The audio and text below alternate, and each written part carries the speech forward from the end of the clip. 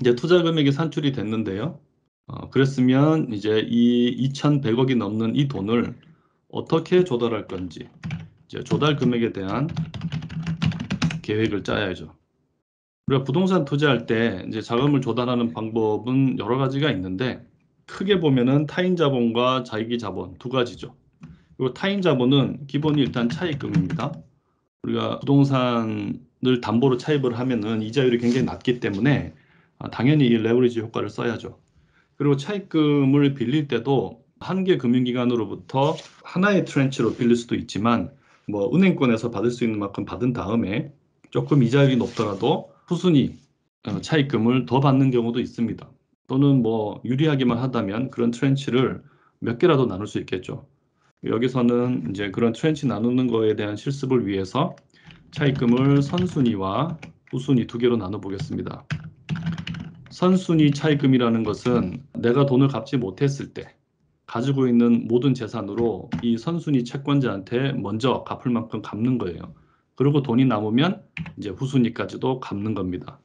채권자 입장에서는 선순위 채권자는 안전하고, 후순위 채권자는 혹시 부동산 가격이 많이 떨어져서 그걸 처분을 하고라도 지금 2,100억이라고 우리가 보고 있지만, 이걸 팔아서 전체 이제 차입금만큼 회수가 안 되면 돈을 떼일 수도 있는 그런 입장이 있기 때문에 이자율을 좀 많이 받으려고 하겠죠. 그리고 이 차입금 외에도 타인 자본이 있어요. 부동산 같은 경우는. 그게 뭐냐면 임대보증금입니다. 우리가 임대를 하면은 임차인으로부터 보증금을 받거든요. 그 보증금이 뭐 강의에서도 들으셨겠지만 임대료나 관리비를 못 내거나 할 때 충당하기도 하고, 또는 이제 임대차 기간 끝내고 이제 퇴거할 때 사용하는 그 부분 안에 뭔가 손상이 있다거나 하면은 그때 그것도 상계해서 이제 하기도 하고 하는 여러 가지 임대인의 안전을 위한 용도로 이제 미리 받아놓는 돈입니다. 임대차 기간 끝나면 돌려줘야 되기 때문에 타인 자문이죠. 근데 이 보증금의 금액이 또 작지 않아서 무시할 수가 없어요. 그래서 우리 조달 계획을 짤 때 보증금을 보통 고려합니다.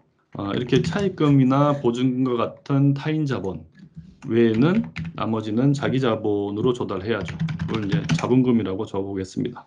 자본금은 역시 한 가지 트렌치로 할 수도 있지만 이것도 선순위, 후순위 비슷한 개념으로 나눌 수도 있어요. 그래서 펀드 같은 경우는 이걸 뭐 1종 수익자, 2종 수익자 이렇게 구분하기도 하고요. 리츠나 일반 회사 같은 경우는 1종이라는 게 아무래도 차입금으로 보면 선순위 같은 거잖아요.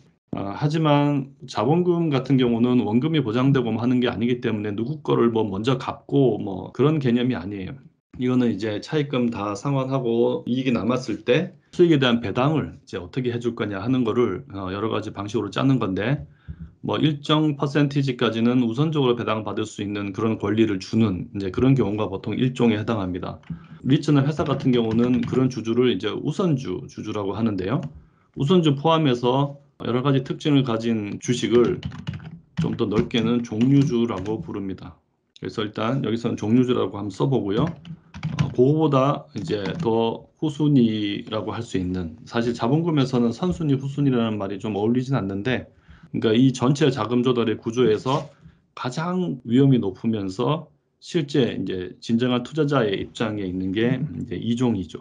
주식에서는 이것을 보통주라고 합니다. 두 가지로만 한번 나눠보겠습니다.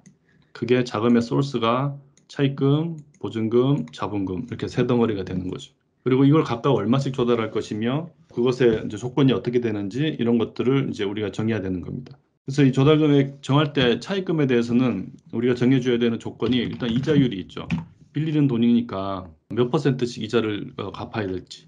그 다음에 이제 지급 주기. 그러니까 대형의 금융거래에서는 매월 이자 지급하고 뭐 이러기도 하지만 뭐 3개월에 한 번 이런 식으로 지급 주기가 이제 서로 정하기 나름입니다. 흔히 3개월로 많이 해요. 그래서 그것도 정해줘야 되고요. 그리고 마지막으로는 금액인데, 차입금도 그냥 우리가 아까 매매 금액처럼 2천억 원에 거래하기로 했으면 그냥 2천억 원을 입력하고 이거 가지고 금융기관과 협상을 했을 거 아니에요. 그래서 협상된 금액을 차입금을 적어도 됩니다. 근데 여기서는 우리가 LTV를 먼저 정해서 LTV에 해당하는 금액만큼 차입을 하는 걸로 입력이 되도록 한번 만들어 보겠습니다. 이래도 되고 저래도 됩니다. LTV 60% 되도록 차입을 하도록 계산을 하겠습니다. 그럼 이건 입력하는 거니까 당연히 빨간색 해주고, 그리고 무엇의 60%인지 처음 보면 잘 모르니까 여기다가 LTV의 60%다 하는 표시를 해주겠습니다. 그러면 금액이 얼마냐면, 이게 LTV가 V가 value잖아요. 그러니까 우리의 취득 원가는 2,100억 원이지만 매매하던 금액이 이게 2,000억 원이니까 이게 실제 거래된 금액이니까 여기다가 곱하기 60%를 해줍니다. 이렇게 하면은 우리 차입금이 얼마인지 이렇게 계산이 되겠죠. 이것도 소식 복사를 해놓겠습니다. 1,200억 원이 나왔네요. 그리고 이제 조건을 적어야죠. 선순위는 이자율이 좀 낮아요. 한 3.5% 해보겠습니다. 후순위는 그거보다 높아야죠. 5.5% 해보겠습니다. 부동산 담보대출이니까 금리가 낮고, 최근에는 선순위 대출이 3%보다 훨씬 낮은 경우도 많습니다. 최근 금리가 낮아서 지급 주기는 둘 다 3개월로 입력을 해놓겠습니다. 물론 이것들을 바꾸면 뒤에서 모든 계산이 따라 바뀌도록 이제 시트를 작성하겠죠. 그리고 이게 3년인지 3일인지 모르니까 역시 표시 형식을 개월 주겠습니다. 그 다음에 LTV는 전체가 60%인데 그러면은 선순위와 후순위로 어떻게 나눌지 그거를 정할 텐데요. 여기서는 그냥 후순위를 우리가 몇 %다 하고 정하면 나머지가 선순위에 할당이 되도록 그렇게 해보겠습니다. 바꿔도 돼요. 그거는 그때 상황에 맞추어서 하면 됩니다. 는 곱하기 80%. 그러니까 아까처럼 원금을 고정시키고, 원금이 아니고 전체 차입금을 고정시키고 밑으로 끌어도 같겠죠. 이제 이렇게 엑셀 작업하다 보면 표시 형식을 설정해야 되는 일이 계속 나옵니다. 그래서 이게 이제 하다 보면 되게 귀찮아요. 귀찮은데 한꺼번에 해야지 하고 자꾸 넘어가다 보면 실수하기 쉽습니다. 그래서 아까도 얘기했지만 이제 빠른 손놀림으로 이거를 그냥 빨리빨리 잘 할 수 있게 하는 게 이제 중요합니다. 이러면 차입금에 대한 이제 조건에 대한 과정이 끝났고요. 두 번째는 보증금인데, 보증금은 여기서 우리가 계산하는 게 아니에요. 이거는 지금 이미 임대가 되고 있는 건물을 사는 거기 때문에 그 건물 가서 조사하는 겁니다.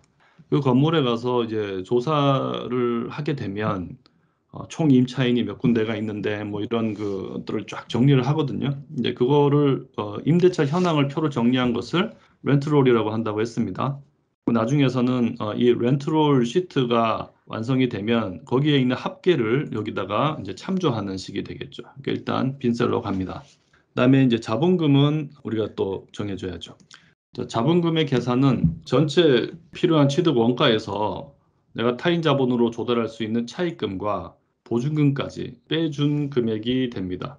요거를 취득 원가에서 빼기 차입금 빼기 보증금까지 해주면 자기 자본으로 조달해야 되는 금액이 이제 계산이 되겠죠. 실제로는 이거보다 좀 더 넉넉하게 좀 조달을 해놓겠죠. 여기저기 좀 갖고 하는 게 좋으니까요. 근데 이제 사업 타당성 검토할 때는 그런 이제 임의로 조정할 수 있는 그런 금액을 넣는 것보다 이렇게 딱 필요한 만큼을 조달하는 식으로 계산하는 경우도 많습니다. 여기서는 그렇게 해보겠습니다. 그리고 이제 1종과 2종을 보통 나누는데, 우리가 자본금은 1, 2종으로 나누지 않았다면 내가 그냥 나의 자기 자본으로 투자한다라고 생각했으면 이런 트렌치가 없고 자본금 금액이 그냥 다 하나로 끝나겠죠. 그때의 이 돈의 성질은 이제 2종에 가깝습니다. 2종입니다. 그러니까 보통주가 되는 거죠. 최종적인 투자자인 내가, 그러니까 2종 수익자이거나 또 주식으로 따지면 보통주주인 내가 나의 돈으로 다 조달하기 어려울 때, 그때는 나보다 우선해서 배당을 지급받는 일종 수익자 또는 종류주, 주주 또는 우선 주주를 모집을 하게 되는 거죠. 그거를 이제 얼마를 모집할 거냐 하는 것은 상황에 따라서 굉장히 다릅니다. 그래서 금액으로 입력을 한번 해볼게요. 보니까 한 900억 정도가 자본금으로 조달이 돼야 되는데, 저기 일종 또는 종류주로 투자하겠다는 이제 공동 투자자가 한 500억 원 모집이 됐다고 칩시다. 그러면은 나의 돈으로 들어가야 되는 금액이 이렇게 계산이 되겠죠. 그래서 이것도 소식 복사하고, 요거는 입력한 거니까 빨간색으로 바꿔줘야 되겠죠. 이러면은 각각 금액이 얼마인지가 이제 나오는 겁니다. 요게 이제 조달 계획이 끝난 거죠. 그러니까 자금 조달과 관련해서 우리가 사전에 정해줘야 되는 가장 핵심적이고 이제 기본적인 내용들을 넣어준 겁니다. 여기까지 하고 나서 우리가 잊지 말아야 되는 게 아까 빼놓은 거죠. 위에 이제 보면은 담보 설정 비용을 아까 그 자금 조달 계획이 끝나야 이제 할 수 있다 그랬잖아요. 요 이제 노랗게 비어 있는 요 셀입니다. 요거는 얼마냐면 차입금. 이제 이렇게 돈을 빌려준 선순위건 후순위건 돈을 빌려주는 사람들을 위해서 내가 담보를 제공하는 건데 총 1,200억 원을 빌리는데 근저당권을 설정할 때 얼마까지 이 부동산으로 팔아서 충당한다 하는 그 금액을 채권 최고액이라고 하잖아요. 그 금액을 딱 1,200억 원으로 하지 않습니다. 내가 돈을 못 갚아서 부동산을 이제 경매로 들어가서 팔아야 되는 정도 사정이 되면 그 사이에 이자도 못 낸 게 막 있고 연체 이자도 붙고 막 그랬을 거예요. 그래서 보통은 그거에 한 1.2배 정도 되는 금액에다가 근저당을 설정을 합니다. 여기에 이제 0.24%가 곱해지는 거죠. 저 1.2배는 우리가 사업성 검토하면서 조정하거나 할 이유가 별로 없는 일반적인 금액이라 수식에다가 바로 넣도록 하겠습니다. 그러면은 이제 색깔을 없애줘야죠. 이렇게 하면 실제로 투자 금액이 이제 정확하게 다 계산이 됐고요. 취득 원가가 2,109억 정도 이제 나왔고 그걸 위한 조달 금액도 이제 대충 됐습니다. 여기 이제 보증금만 입력이 되면은 완성되는 거죠. 그것도 형광색으로 딱 해서 잊지 않고 나중에 입력할 수 있도록 이제 그렇게 해보겠습니다. 이 제목도 진하게 해줘야죠.